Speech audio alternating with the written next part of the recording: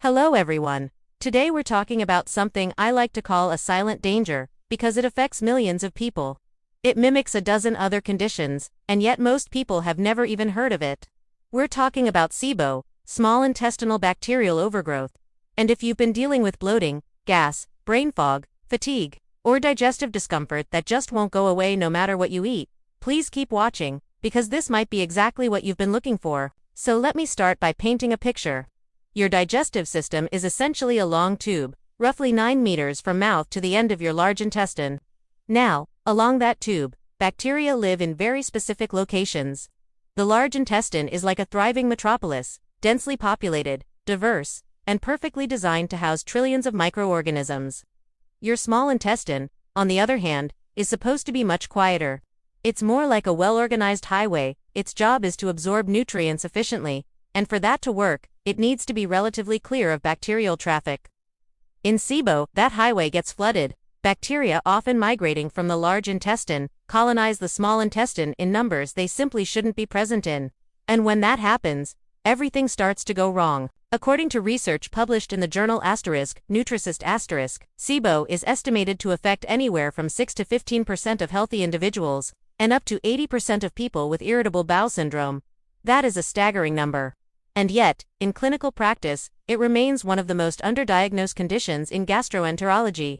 A study examining young adults with chronic gastrointestinal symptoms found that a significant portion of participants had SIBO confirmed by breath testing, yet had previously received no diagnosis beyond the broad and often frustrating label of functional gut disorder. They weren't imagining their symptoms.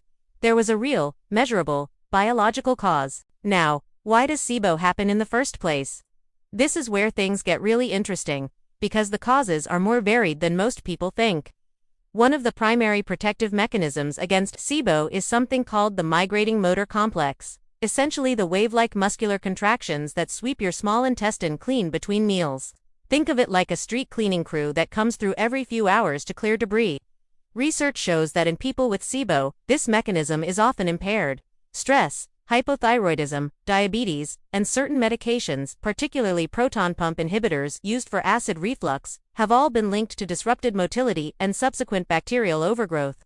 A study in the American Journal of Gastroenterology, specifically highlighted the connection between long-term proton pump inhibitor use and increased SIBO prevalence, because stomach acid itself plays a critical role in keeping bacterial populations in check as food moves through the system. So what does SIBO actually feel like? This is where the silent danger part really comes in. The symptoms are incredibly nonspecific, which is exactly why it's so easy to miss.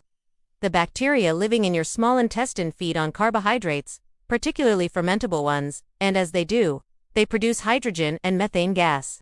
That gas has nowhere to go except outward, causing bloating that often worsens throughout the day, belching, flatulence, and abdominal pain. But it goes beyond digestive symptoms. Research has found associations between SIBO and systemic issues, including fatigue, joint pain, skin conditions like rosacea, and even mood disturbances. One study in Frontiers in Psychiatry explored the gut-brain axis connection and noted that microbial imbalances in the small intestine could influence neurotransmitter production, particularly serotonin, around 90% of which is produced in the gut. So when people with SIBO report brain fog or low mood, that isn't coincidental. It's biological. There's also a nutritional dimension that I find particularly important. SIBO interferes with the absorption of key nutrients. The overgrown bacteria can consume B12 before your body has a chance to absorb it, leading to deficiency. They can damage the brush border of the small intestine, the delicate surface responsible for breaking down and absorbing nutrients, leading to fat malabsorption, and consequently, deficiencies in fat-soluble vitamins like A, D, E, and Ka. Study published in Clinical Nutrition examined nutrient status in SIBO-positive patients and found significantly lower levels of several micronutrients compared to controls. So someone could be eating what looks like a perfectly nutritious diet and still be running on empty at the cellular level, because SIBO is quietly intercepting the nutrients before the body can use them. How is SIBO diagnosed? The most widely used method is the lactulose or glucose breath test. You consume a specific sugar solution, and then your breath is measured at regular intervals for hydrogen and methane gas.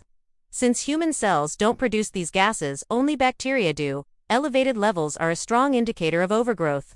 According to research, glucose breath testing shows a specificity of around 83%, making it a reasonably reliable first-line diagnostic tool when interpreted alongside clinical symptoms and treatment. This is nuanced, and I want to be careful here, because SIBO management really does require working with a qualified healthcare professional.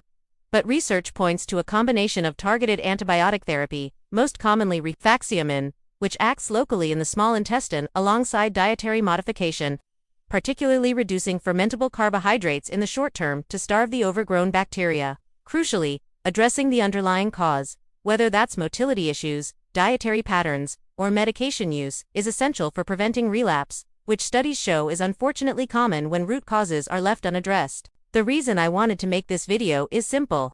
So many people, especially younger adults, spend years cycling through symptoms, elimination diets, and inconclusive medical appointments, without anyone ever considering SIBO.